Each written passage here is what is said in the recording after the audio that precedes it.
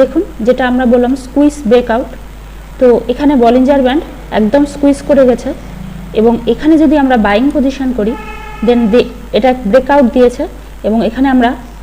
যদি profit booking করি একটা বড় প্রফিট পাবো। দেন আবার এখানে আবার স্কুইজ করেছে, দেন এখানে আবার যদি আমরা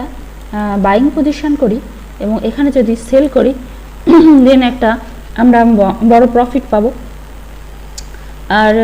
নর্মালি আমরা হচ্ছে এখানে দেখুন একটা সাপোর্ট নিয়েছে,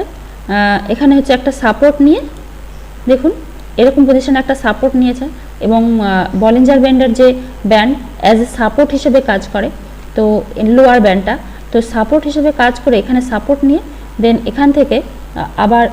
এই উপরে চলে গেছে, অর্থাৎ আপার ব্যান্ড টাচ করেছে, এই লোয়ার ব্যান্ডকে টাচ করে আবার আপার ব্যান্ড টাচ করেছে, অর্থাৎ লোয়ার ব্যান্ডে যদি আমি বাইং পজিশন করতাম এবং আপার ব্যান্ডে গিয়ে যদি আমি সেল পজিশন করতাম তাহলে হচ্ছে আমরা একটা প্রফিট বুকিং করতে পারতাম। দেন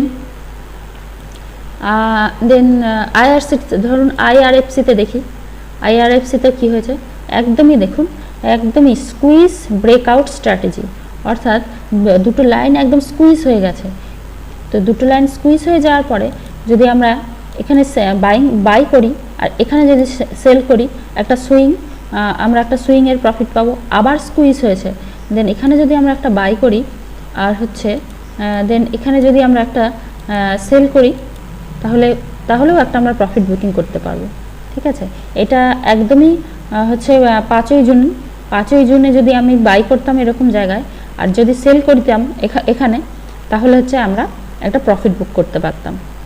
তো আমাদের বলিঞ্জার ব্যান্ড কিন্তু আমাদের ঠিক দেখাচ্ছেই যে কোথায়